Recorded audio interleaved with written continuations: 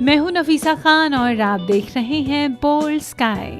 भागदौड़ भरी इस जिंदगी में आजकल हम सबसे ज़्यादा अपनी सहूलियत को ही इम्पोर्टेंस देने लगे हैं।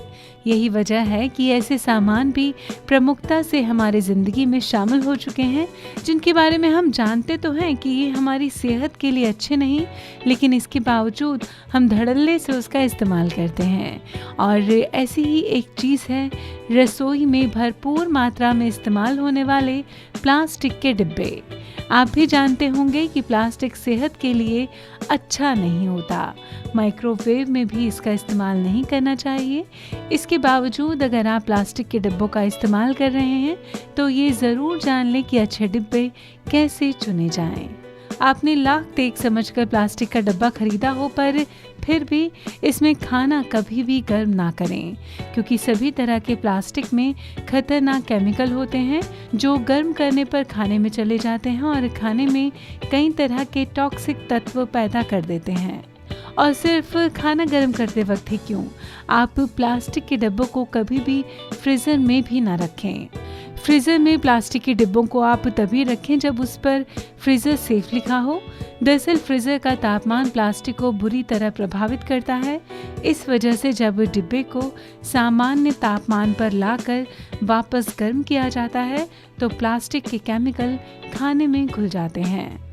चलिए अब आपको बताते हैं ऐसे कुछ मानकों के बारे में जिनको देखकर, जिनको समझकर आप ये आसानी से तय कर सकते हैं कि इस तरह के मानकों का क्या मतलब है और कितने सेफ हैं आपके लिए इस तरह के प्लास्टिक के बर्तन।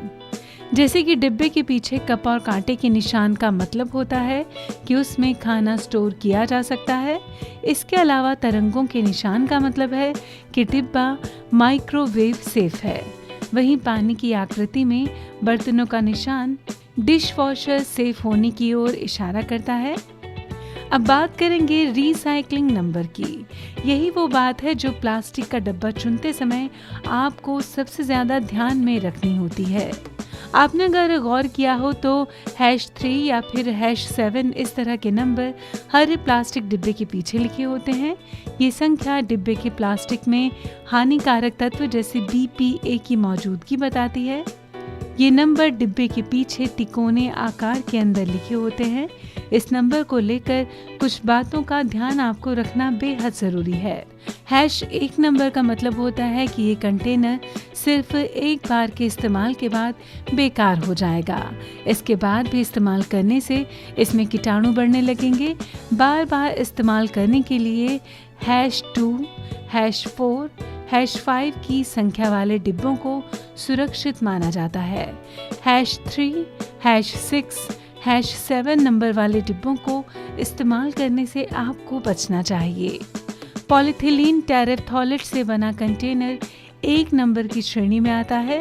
अमेरिका के फूड एंड ड्रग एडमिनिस्ट्रेशन ने इसे खाने पीने की चीज़ों की पैकेजिंग के लिए सुरक्षित बताया है। इसके अलावा भी कुछ ऐसी बातें हैं जो कि प्लास्टिक के बर्तनों को इस्तेमाल करते वक्त आपको ज़रूर ध्यान देनी चाहिए।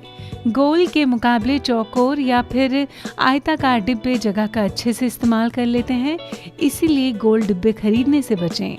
हमेशा ऐसे डब्बे खरीदें जो एक दूसरे के अंदर आराम से जा सकें। इनमें सामान स्टोर करने में आसानी होती है।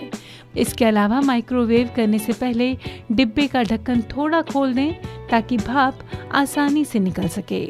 प्लास्टिक के डब्बे से बदबू ना आए, इसीलिए उसमें लंबे वक्त तक खाना ना रखें।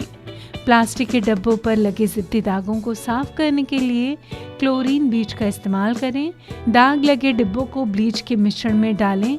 कुछ देर बाद इन्हें निकालकर साबुन से धो लें, दाग दूर हो जाएंगे। प्लास्टिक के डब्बों से आ रही बदबू को दूर करने के लिए आप एक और उपाय अपना सकते हैं। आपको करना ये है कि गर्म पानी लें और इसमें 3 चम्मच बेकिंग सोडा डाल दें। प्लास्टिक के बॉक्स को बाल्टी में डाल दें। इस पानी में आप नींबू का रस और सिरका भी मिला सकते हैं। थोड़ी देर इस लिक्विड में प्लास्टिक के बर्तनों को डुबो कर रखें और फिर साफ कर लें। आप देखेंगे कि प्लास्टिक के बर्तनों से बदबू खत्म हो जाएगी। उम्मीद करते हैं प्लास्टिक के बर्तनों को खरीदते वक्त, उन्हें इस्तेमाल करते वक्त ये जानकारी आपके बेहद काम आएगी और आप इससे फ़ायदे भी उठा सकेंगे। बहुत जल्द मिलेंगे कुछ और दिलचस्प जानकारियों के साथ। फिलहाल बोल्ड स्काई में बस इतना ही।